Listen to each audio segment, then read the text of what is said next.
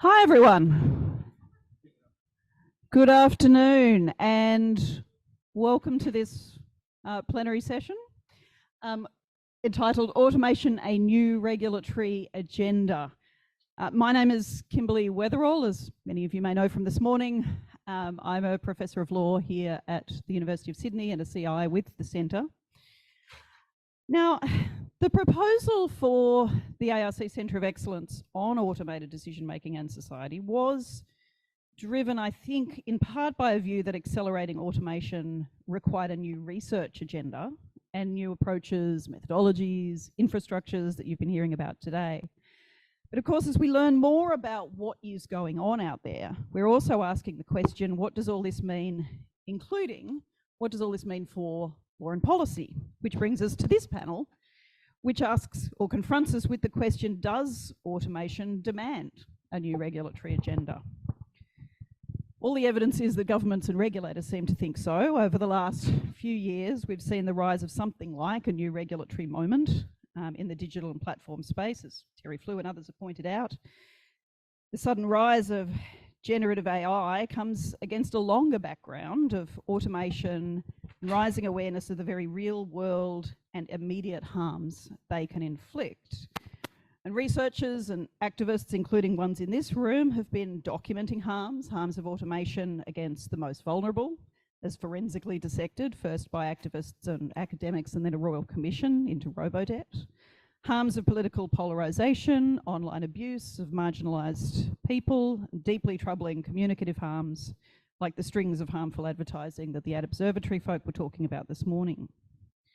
But what generative AI seems to have done is brought all this to the public eye and partly raised concerns that it could turbocharge known harms and problems, but also just suddenly we seem to have the opportunity of a regulatory moment because politicians are thinking about it and the media is talking about all of these questions that we've been thinking about for some time.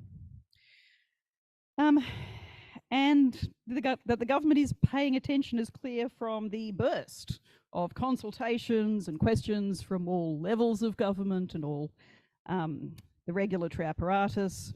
Just to give you a short list of the ones that are currently open, or consultations currently open, we've got the Commonwealth Government discussion paper on safe and responsible AI, a consultation on the data and digital government strategy, the exposure draft of the Communications Legislation Amendment Combating Misinformation and Disinformation Bill, the ACCC's Digital Platform Services Issues paper on data brokers, as well as other ongoing discussions that you're no doubt aware of. And that's just the Commonwealth Government.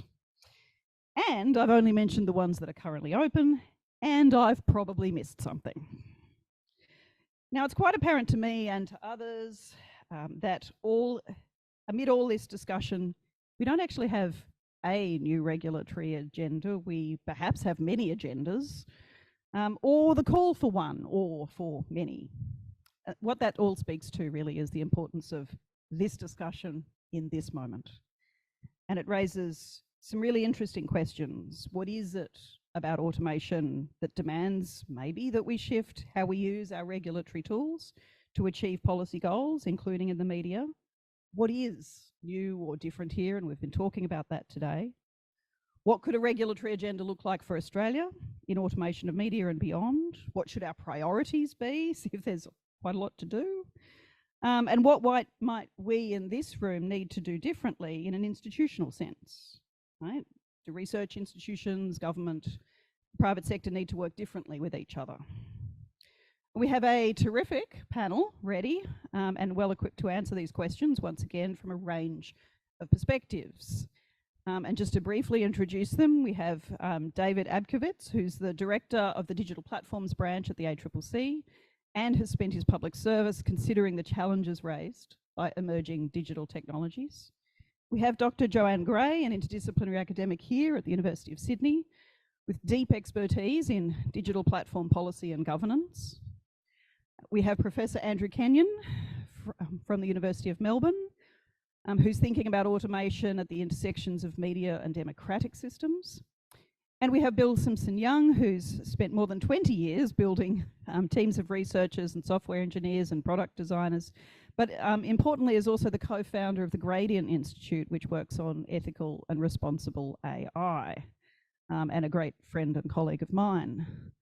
I have some questions for the panel, but of course this is a panel and we want the session to be interactive. Wonderful as this panel is, there's also a lot of expertise here in LT 101 and among our online participants. So please put your questions in the Slido, vote on them so I know which ones you really, really want me to ask. But first, I wanted to give each of our panelists an opportunity to address a fairly fundamental question that frames this panel, which is, does automation require a new regulatory agenda? And if no, why not? And if yes, what would be the one or two key priorities we should be focusing on now? David, I'll start with you. Sure, thanks, Kim. I'm going to take the coward's answer and say no, not yet. We from the ACCC very much see the problems posed by generative AI and automation as a continuation, or your term turbocharging, of a lot of the issues and concerns we've already been worried about over the last few years. So I'll give just a couple of examples. First of all, we've been very concerned about concentration of market power among large firms in tech markets. And with generative AI, we've seen the leading models coming out of, who knew, Google, Microsoft, OpenAI, who are very closely linked to Microsoft. So when you have these markets dominated by one or two strong firms, they can raise barriers to entry and expansion, lock out competition. They can lock in consumers to their expanding ecosystems of products and making it harder to switch to other products.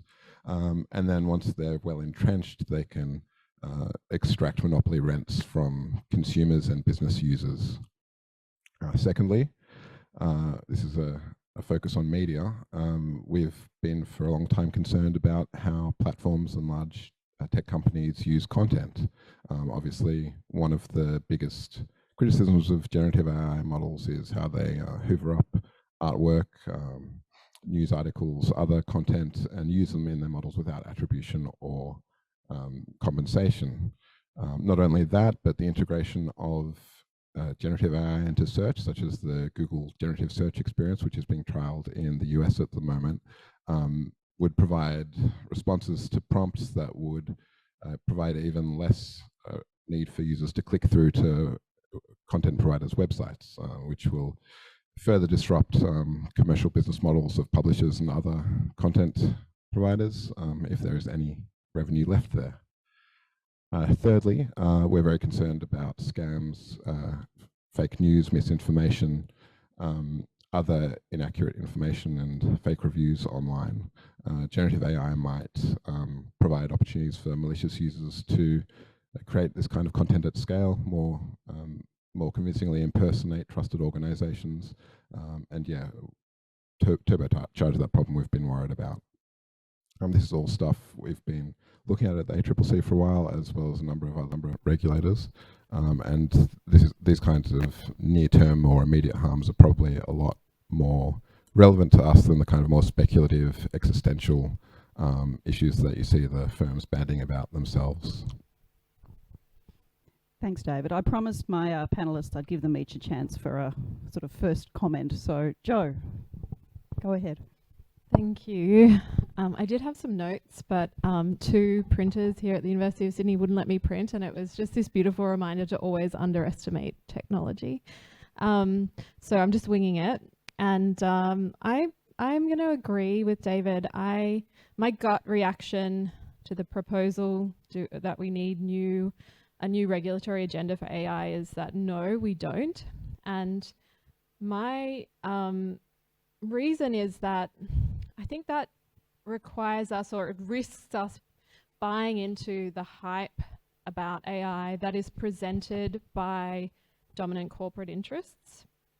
So if the hype's to be believed, AI is going to transform every aspect of society, automate almost every job, and maybe even wipe out humanity. But in reality, in real terms, if we look at, say, generative AI, a term which itself has been propelled by corporate interests to put a particular spin on these types of systems. So if we look at generative AI, really it's a communication tool, and it presents a range of really well-known communication problems like misinformation, abuse, copyright infringement, discrimination, bias, so on. All of these issues that our digital society knows quite well. So I think that when I say no, we don't need a new regulatory agenda, generally what I'm saying is that there's no need to panic.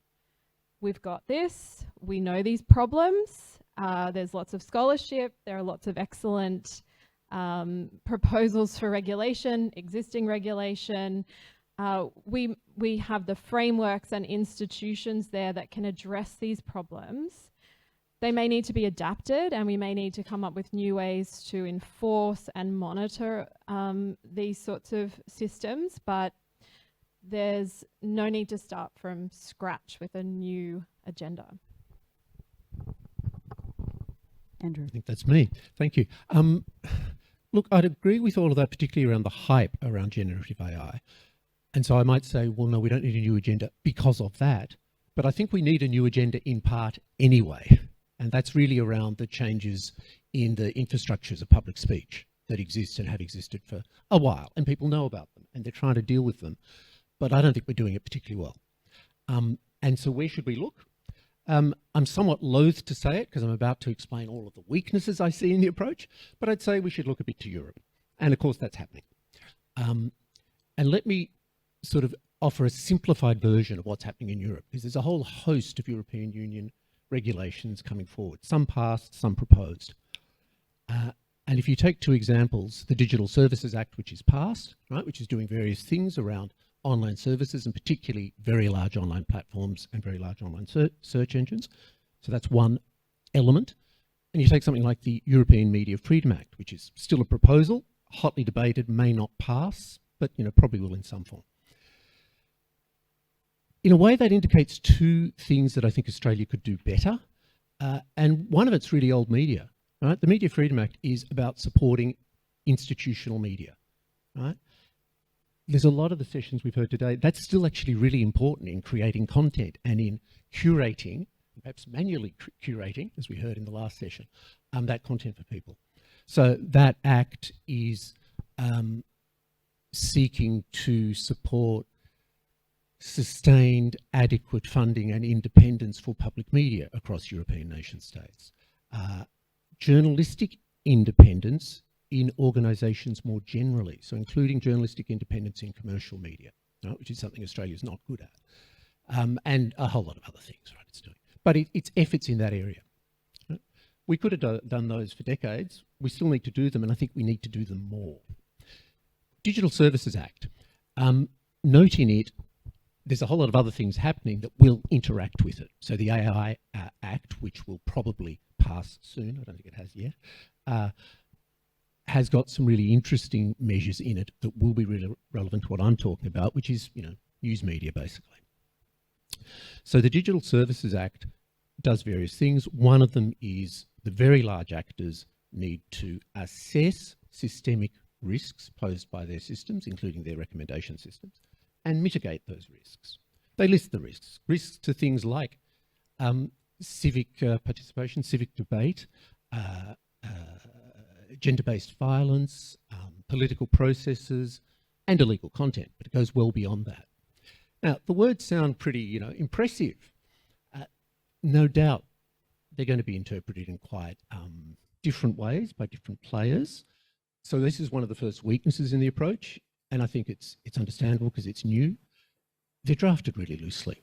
People don't really know what this is. So it's requiring the large actors to pay attention to this and tell us you've done something. That's good, but I think over time you'll need more. Equally with mitigation, what does mitigation entail and how will it work? The second weakness is a challenge that is common across this sector, which is the ability of regulators to really have some purchase with the very large actors. But there's a second element in Europe, which is, and it comes to an issue for Australia, is who's the regulator and what's their expertise? Because for these very large actors, they're focusing on the Commission, the European Commission. And one of the key issues in the DSA is mitigate these risks while paying attention to the fundamental rights of everybody involved. Now that hides 1,001 problems. Endless PhDs could be done on what that means, right? And they will be. But the regulator who's really going to then enforce it, their genes are imbued with, you know, the internal market. That's what they're really on about. And they're trying to broaden that, but they've got a challenge over time to really broaden that to an understanding of fundamental rights that would be helpful. The third problem, I've forgotten what it is now, not having notes. So I might leave it at that. But the basic point I wanted to say is that model of, actually, no, I know the third model, it links to how you reconcile potential threats, systemic risks with fundamental rights. And this is a really unknown question because we understand rights like freedom of expression, privacy, etc., by individual breach. Right? That's our mindset. Right? You've got a piece of work, it's copyright, someone's used it. There's an issue. The platforms are operating at a systemic level. And so this regulation is imposing systemic obligations, but how you reconcile that with fundamental rights is just really unclear. And if we could find a way to do that, that would help. So there's those three elements of the weaknesses in Europe, though I think they still offer a lot of lessons. Hi. I obviously hang out with a different crowd from at least David and Joe. I'm closer to Andrew. But yeah, so I'm a technologist, so I hang out with other technologists and read a lot of what technologists are writing. Let me first start, before I get on to that, let me first start with agreeing with a lot of what the others said in terms of that the existing agenda doesn't change. There's a lot of good stuff in place. It's going good direction. Things like misinformation and so on. It is the case that large language models and other foundation models and frontier models are turbocharging what's there already. That is true, and so yes, we should do more of the same. But that's not the whole story, right? But just starting with that first bit, even with the existing agenda that's in place, there's a lot missing. When you've got decision making being made by machines, a lot of law is written, a lot of regulation is written assuming human decision making. When machines make decisions, they make decisions differently from how humans make decisions. They're bringing different experience to bear. When humans make decisions, they're bringing a world of human experience, human interactions, and so on. When machines make decisions, they don't have that, but they also have a lot more data than the human has access to. And the speed and scale of automated decision making can be so much greater. And there's still parts of the law that have not been taken into account. Look at anti-discrimination law and various other things. Right? So there is still some of that old agenda that needs to be addressed, and that needs to be ready for the turbocharging. But then now moving on to large language models. What's really important about large language models is it's not just like the other stuff sped up or made bigger. As you start putting in more, and this is what's so surprising about everything. When ChatGPT came out, it wasn't just the public that was surprised, it was machine learning researchers that were surprised. There was capabilities that these systems had that the people designing them didn't expect. There was some functionality that was in GPT-3 that was only discovered over a month after testing, after being released, right? It had been tested for 9 months, red teaming, lots of really serious testing. It was out in the real world, and there was particular functions that became visible months later, like chain of thought reasoning, whole ways in which it was doing reasoning, right? So it's not just the same thing, it's actually, you've got new capabilities that are coming. Now what's scary though, and it's genuinely scary, but it doesn't mean we should panic, just because you're scared doesn't mean you should panic. The capability, if you look at the rate of capability increase, and every time you pump more GPUs in, you get more features that you didn't expect. Pump more GPUs in, get more characteristics. You don't have to design all this really cool stuff, you just chuck more money at it and chuck more GPUs, if you can get your GPUs, which is the hard part now. And I'm sure people here know GPUs, but general processing, graphical processing units, just the things that make things go fast.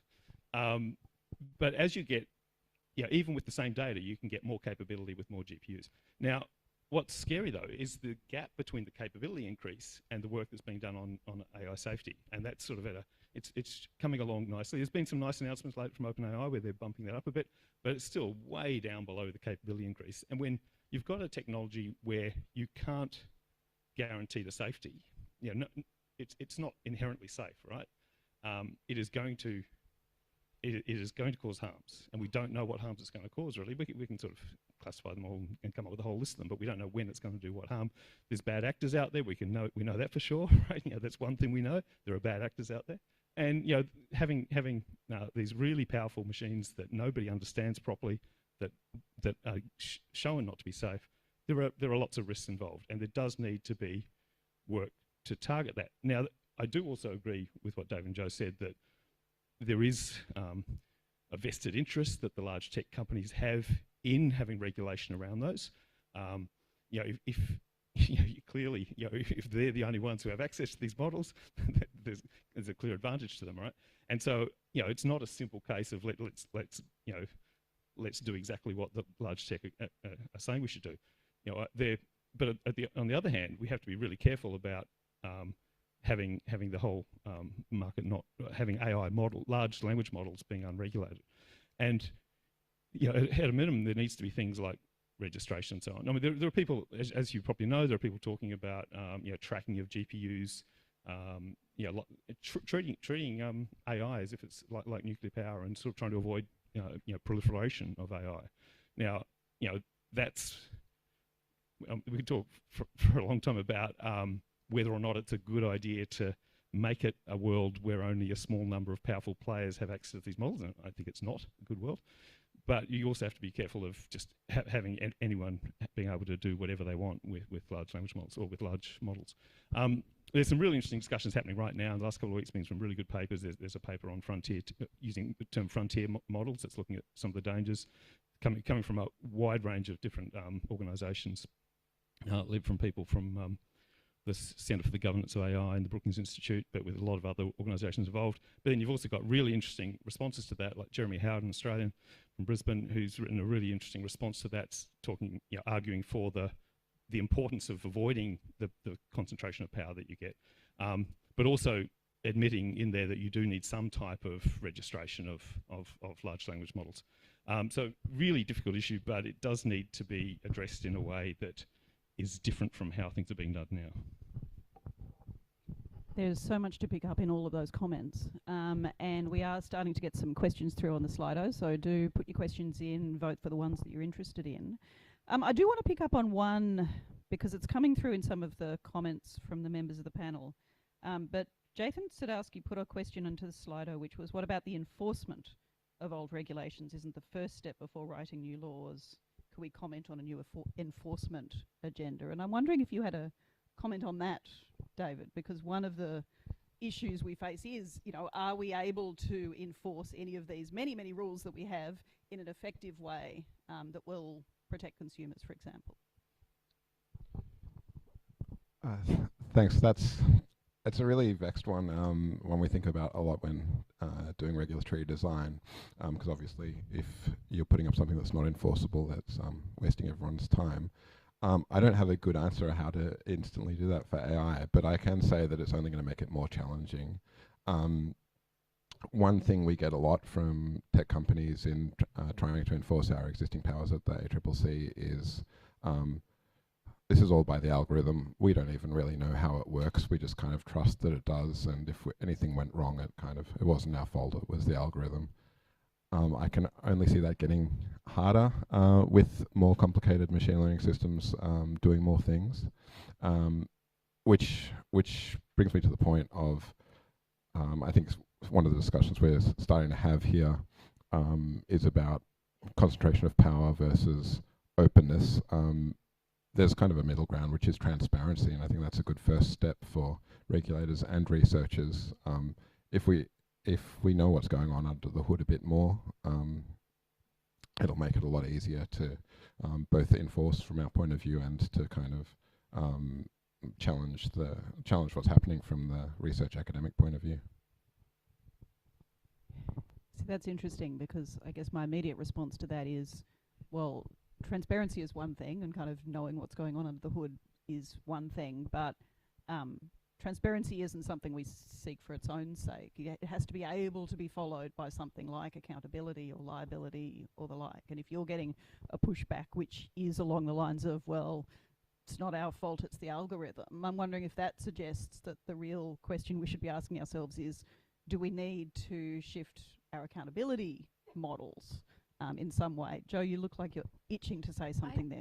You were going to say it anyway, but I'm going to, yeah. You were just about to say it, but I'm going to say it. I think, I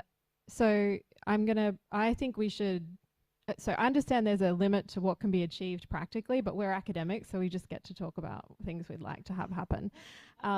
But I think we need to shift from this risk and risk assessment kind of model and towards more heavy responsibility models where we have frameworks of liability, where companies are have responsibilities to protect and care for users and society, public interest, and that they risk being liable if they harm.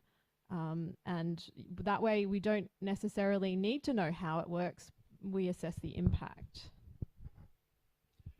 I might jump in on that to say, if you haven't looked at it, look at the online services still bill, I believe, in the UK that is expected to pass really soon, which in broad terms does what you're saying. It's introducing in certain areas a sort of duty of care model. You've got to take care. I think, though, the result might be similar to something like the DSA if it works, because it's saying you have to assess these risks and mitigate them. And if we find you're not, you're liable to really large fines. So it's a proactive duty, although it's still using the language of risk, but it's maybe not that different in practice. If they do both get, if the UK one comes in, it'd be really interesting to see how the two develop. And can I just add one thing? So impact is one thing, and really important, of course. But I think with large language models, people are now calling for other types of assessments as well as impact assessments. So, for example, robustness assessments, capability assessments. The Institute for Advanced Studies has called for those three types of assessments: capability, robustness, and impact. And I think all of them are important when it comes to the types of models that are where you can't predict their behaviour. I'm going to push you a little bit on this, David, because one of the things that, for example, the ACCC has proposed is things like, we've got lots of prohibitions, prohibition on misleading and deceptive conduct, prohibition potentially on unfair trading practices is being suggested by the ACCC in the platforms context. But what we were hearing about there from Joe and from Andrew was this question of, well, do we need more proactive duties on the platforms to take care to do these kinds of assessments? And I'm wondering if you have any response on that, because it's not something that I've seen a lot of in the materials coming out of the ACCC. Yeah, sure. The short answer, yes. But again, I think it is. It becomes a boring question of legislative design. I mean, not boring to me, but to most of the people in the room, probably. Possibly. Again, with an enforcement lens, it can be very hard to draft something, even if it is framed as a positive duty of care. At some stage, someone still has to go into a court and convince a judge that that duty has been breached. And I think it's an important task, but a difficult task to design that kind of legislation that makes it easier to do so. And then, of course, you have the understanding gaps. You're often faced with taking things through a general court and the technical understanding of judges. But this is something we thought about in particular with the fifth report of the Digital Platform Services Inquiry, where we proposed a series of service-specific codes that would have tailored obligations to certain types of digital platform firms. And we're well aware that in drafting those codes, we or the Treasury or whichever agency ends up drafting something like that, you would have to turn your mind to those questions and try to find a good way of having those duties more enforceable. we have a question that's got lots of upvotes here, so I'm compelled to ask it, of course, which is, how important is it to clearly identify and evidence the harm that law is purporting to respond to before jumping in with regulation? So this comes from Kylie Pappalardo, and she points out that evidence that generative AI actually harms copyright creators is pretty slim. And so that raises the question of, do we want to jump in if we're not sure about the harm? So I'm just wondering, again, David, I'm going to come to you first. How important is it to clearly identify and evidence the harm before jumping in with regulation? I think it's definitely important to develop evidence-based policy, but the wheels of government are not famously fast. So I do think it's appropriate to start now. If we were to propose something tomorrow, it would still be years, and there would be committees, and there would be public consultations. There would be a lot of things between a law being proposed and something actually being enacted and active. Apart from the laws that we already have, perhaps. Well, yes, but that's the question of that's more a judicial question of how the current laws already apply. Bill, I'm going to jump over to you on that question too, because I've just raised the question of whether we need strong evidence of harm before we can jump in and regulate, and everything that I was hearing from you before suggested that, well, part of the challenge we face is that some of the harms could be unpredictable, and some of the capabilities could be unpredictable. And so we have that question of, well, how do we deal with that problem? Yeah, it's a really good question, and I don't have a good answer, sorry. If I did, I would have said it before. But and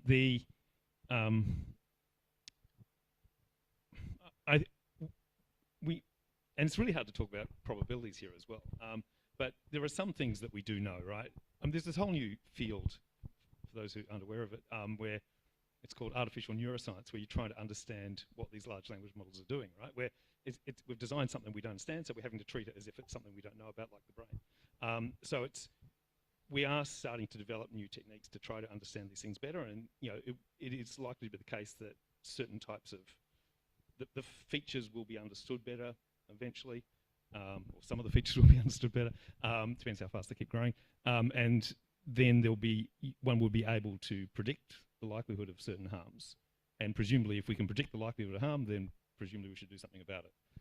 So I don't think we should rule it out, but obviously we should have some sort of, it's pretty hard to regulate harms we don't know, right? I don't know what we do.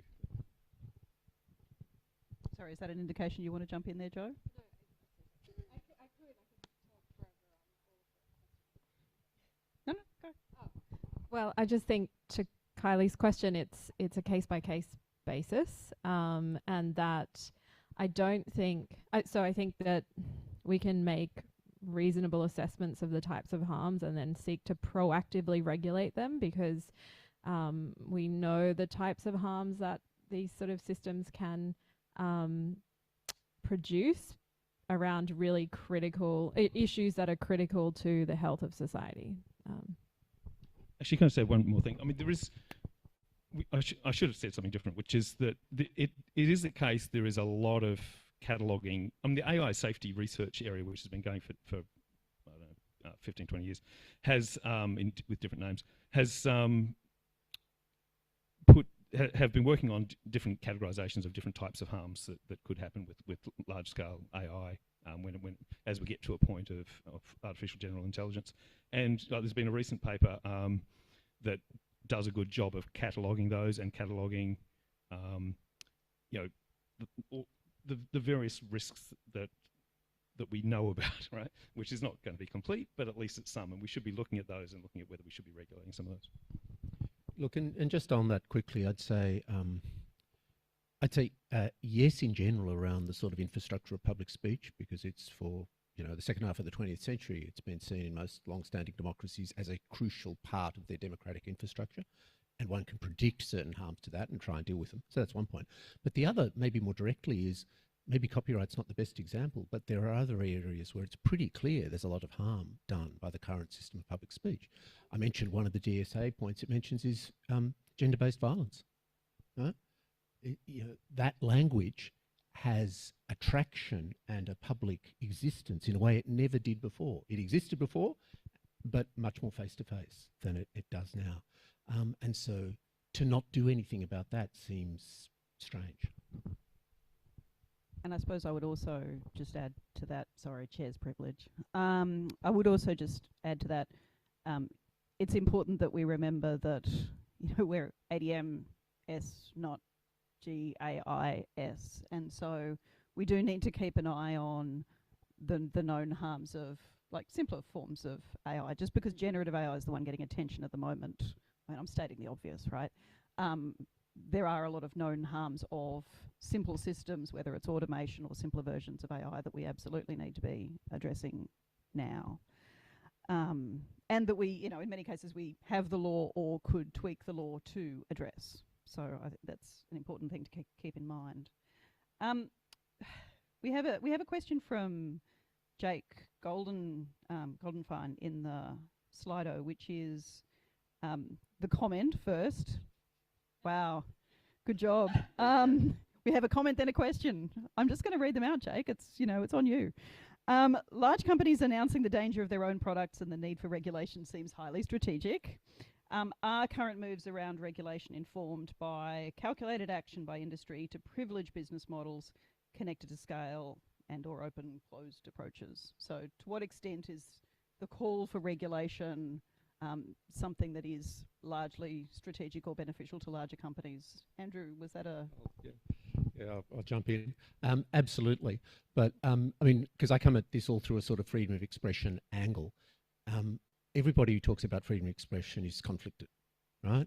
And it's almost invariable that you've got, you know, journalists in traditional media making certain arguments, you've got regulators, you've got judges, but particularly legislators, right? They have, and the Australian history would bear that one out. So of course in this area you've got companies talking about that. What's interesting, say, in the European process is sometimes the way you see, say, between the European Commission and the Parliament. You'll see different things come forward and then you get the trilateral stage and they somehow agree it all. So the example there is how to treat news recommenders. It's one of the current ones, that in the original AI Act proposal, they weren't listed as a risk. There were, you know, categories of risk proposed. Some were banned, and then some you had to do a lot before you'd use them, and others it'd gradually go down, what you had to do before you released this, you know, model. The Parliament said, oh, actually, we think news recommenders should be in the highest category that's allowed to be used, rather than not even listed at all. And that would actually be a real change if that comes in. And so it'll be interesting to see how that goes. And that's, I think, not the industry's interest. So there's a way that you can use the process to try and get other views in. Can I just add to that? Just because companies say it, and just because it's in their interest and they say it, doesn't mean it's not true, right?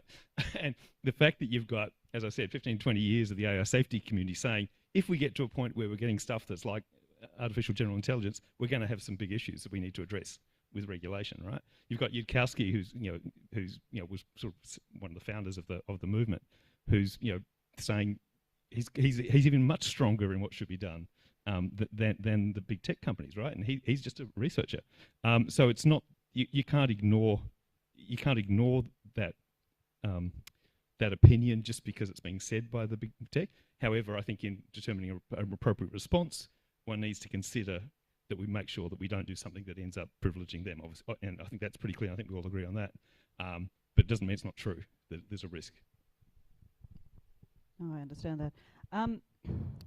We have a question from Anonymous, which raises, I think, you know, something else that is going on in sorry, questions just jump around a little bit here.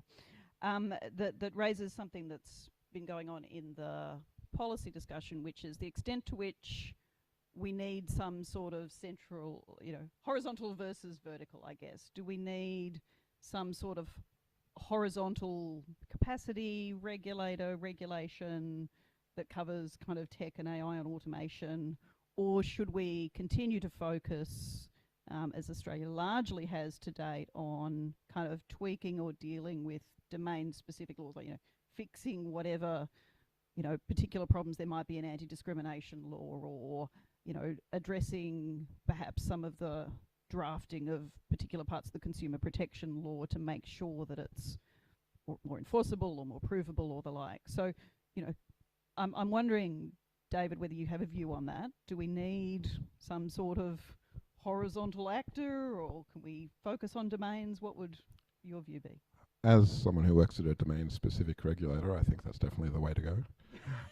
But more seriously, there's the Tech Policy Design Centre at ANU has done a lot of work on this exact question. It's led by Joanna Weaver, who was previously in Commonwealth Government at DFAT. And they had a whole report on this issue last year, and the answer was everyone they surveyed said no, there doesn't need to be a central regulator for tech. The reasons I think that we don't need a central overarching tech regulator is because these are now economy-wide issues, and it just makes more sense to keep looking at them from our individual areas of expertise. One thing that for most digital interested, I suppose, regulators have done recently, that's ACCC, ACMA, the Communications Media Authority, the OAIC, the Information Commissioner, and eSafety. We started a forum called DP-Reg about 18 months ago, and that lets us do exactly this kind of coordination work that makes it more efficient for us to talk to stakeholders together. And Kim, you gave a great presentation to DP-Reg a month or two ago.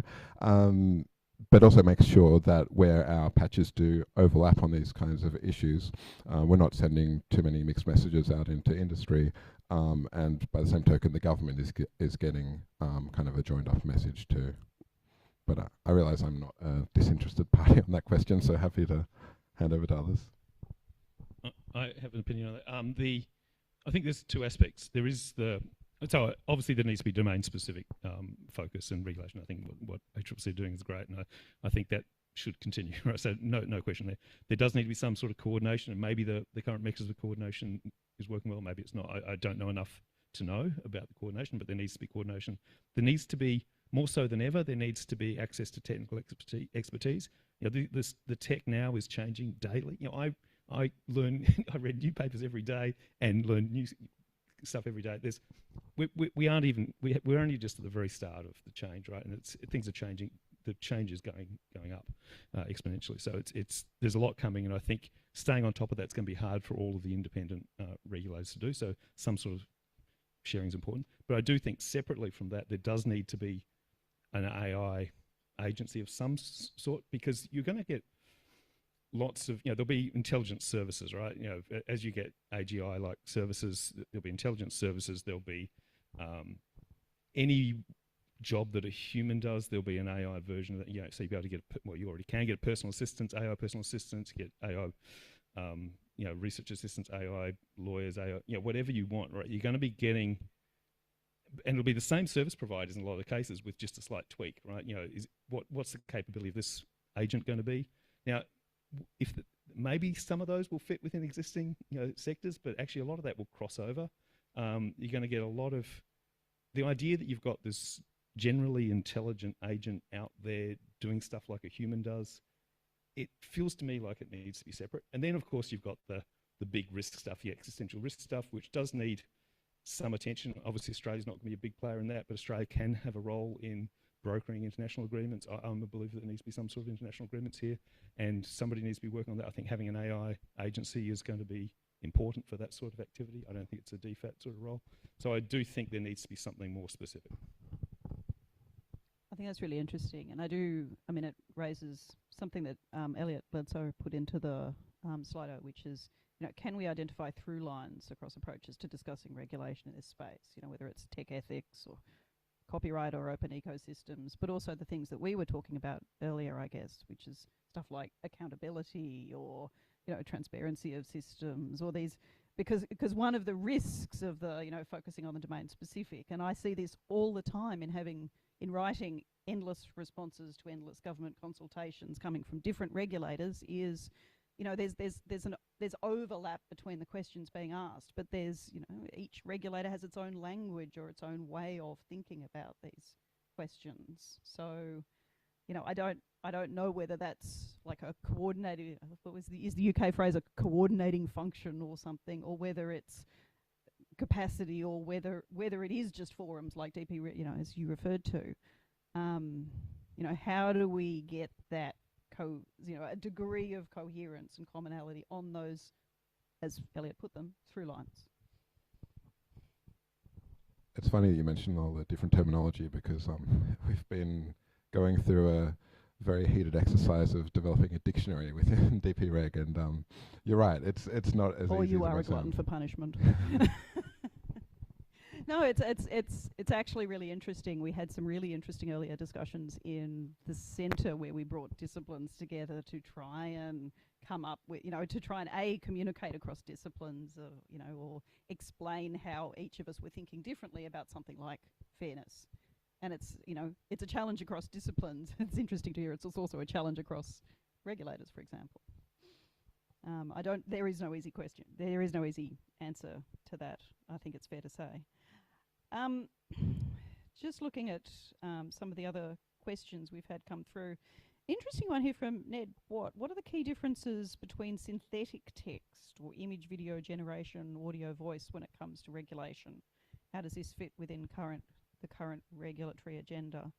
I mean, there are some interesting questions that are going to arise with, entirely synthetic videos or entirely synthetic text that might pose challenges for someone like the E-Safety Commissioner, for example. I know that was raised in some of their consultations. Just wondering if anyone has a comment on those issues.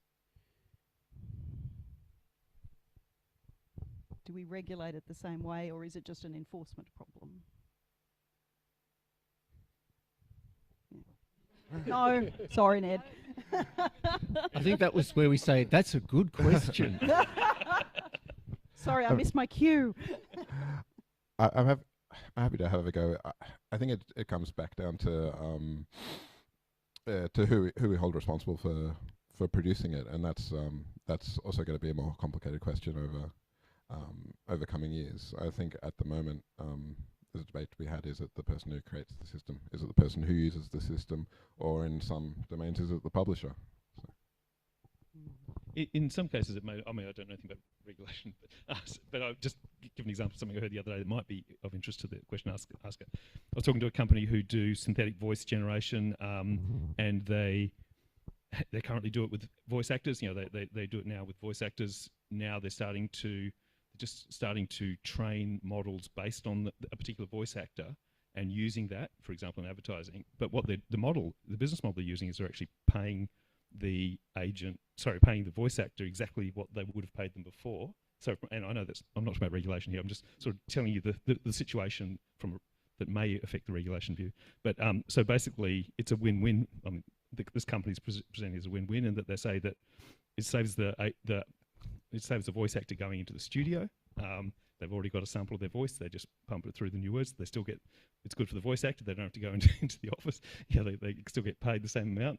And but I mean, and this is a pretty simple example now. Of course, what will happen is you get voices synthesized without that voice actor, so that no voice actor will need to be paid. But at least in that case, you would imagine it would just be whatever happens now, from a regulation point of view, would be the same, I assume. But just as an example, so that we're not saying nothing for the question.